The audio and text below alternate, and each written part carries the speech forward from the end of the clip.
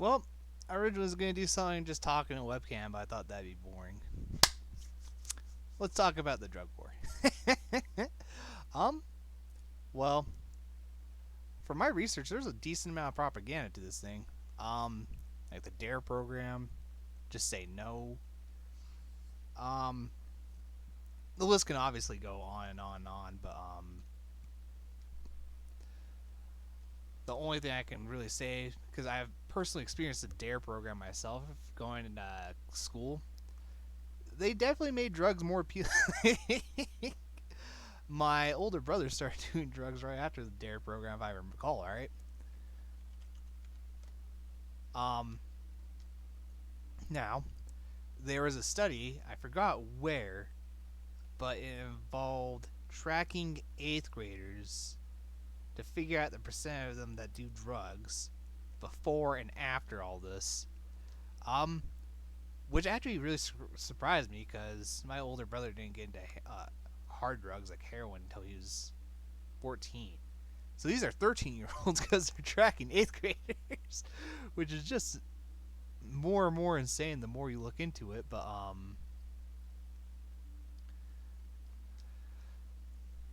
they tracked 22% of the eighth graders in a school district were doing drugs, and only 10% were doing marijuana. So they're all doing hard stuff, like popping pills and everything.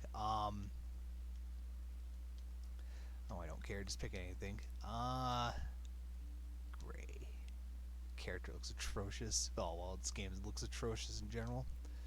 Um, Around 10% were doing marijuana. That means the rest of the 22% were doing God knows what. Now, after the first year of the D.A.R.E program, that 22% jumped to 35%. And that was still in the 90s. That study happened in 1998 to 1999. America was still riding the high of the drop of the USSR. Like, we're still booming right then. That was before the Twin Towers happened. 9/11. And with just a normal Google search to see how much the D.A.R.E program cost, it costs $200 million to $2 billion, which I don't even understand that amount of money. But that's just government money. That went to just making drugs more appealing for youth. Now, I occasionally deal with just to backtrack, not backtrack, to talk more about kids. Kids do whatever the hell they want. As a reference, I like one of the kids I work. The majority of them that break their back generally have defiance disorder. If you want to know what that means, it's literally just the baseline is saying no. Just, hey, we gotta do this care. It's very important for you. No. That's all that defiance disorder is. Um, Kids just do what they want. Their risk reward behavior is a lot different from us adults. The D.A.R.E program could work. I could see that working, but they obviously didn't plan that out good enough. Oh, that's cheating, sir.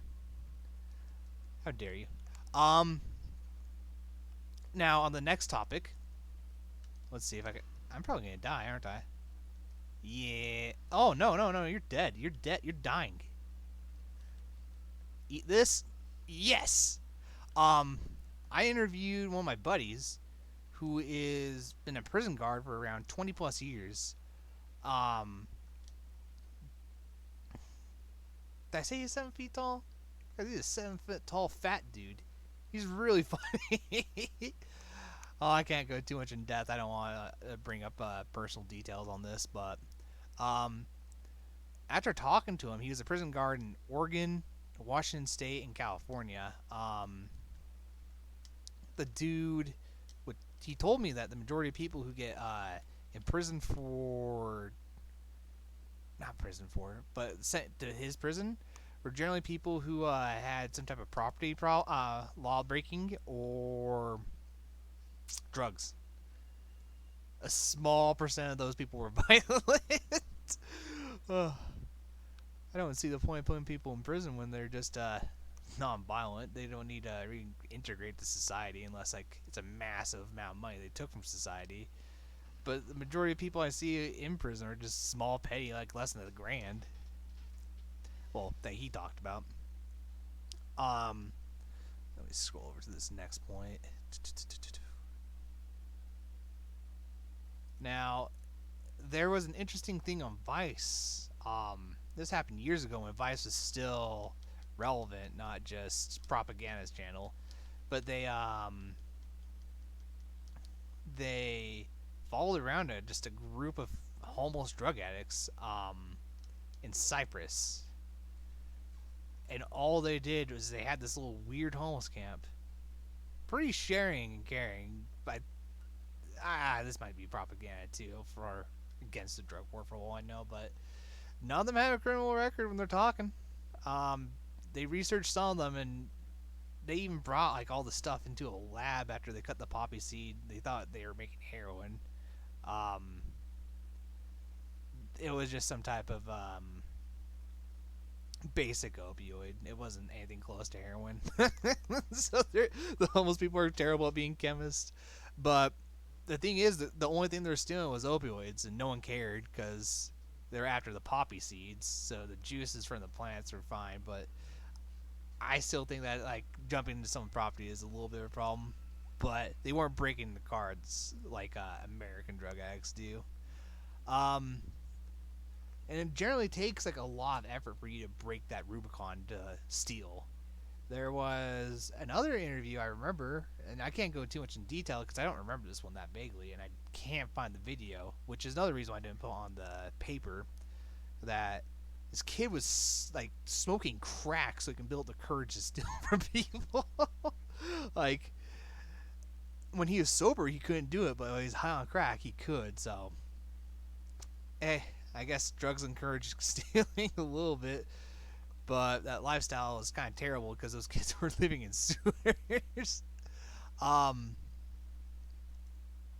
Now, the main reason why I even decided to write the paper on this was for the fact that the drug war blocks research. Um, Let me play my character. With the research, I have a personal loss to it because my dad, he went on Shantex. I believe I actually wrote about that in my paper. This is before we knew that Shantex could cause massive mood swings. I believe they actually reduced the chances of mood swings happening for this generation of the drug, but the old generation of the drug, when it was still in testing, they didn't know about it. So, yeah, I had to grow up with massive mood swings from a very calm guy. He used to be originally calm. Oh yeah, you know what that is. That infuriate people right there. But there's a SciShow link I'll also have attached to this video in a comment at least, where they did still magic mushrooms basically, and they found around. It was to help people quit smoking because they're finding it has some interaction to do with how you perceive environment, how you interact. The writing that SciShow gives wasn't 100% clear on that, but out of the people who went into it with the magic mushroom therapy, 80% of them quit smoking. 60% of them quit smoking 5 years after with this program. And I believe they only tripped like twice or something with this program, what SciShow was talking about. And that is way better than taking a pill that makes you have mood swings. Trust me, mood swings are not great to grow up with. But I believe the drug war continues to go on because we have a hard time getting rid of laws. It's easier to add laws from gathering. People feel like they might lose their job if they start chopping down the laws and stuff like that. Or it's just a power fantasy for the government to keep pushing out stuff. Anyways, hopefully that's enough for this video. I don't want to drag the teacher to watch 2 hours of me talking and rambling because I can easily do that.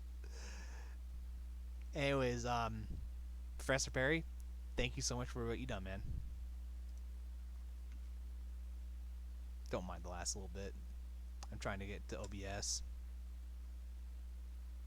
If you're the teacher, you can quit watching right now.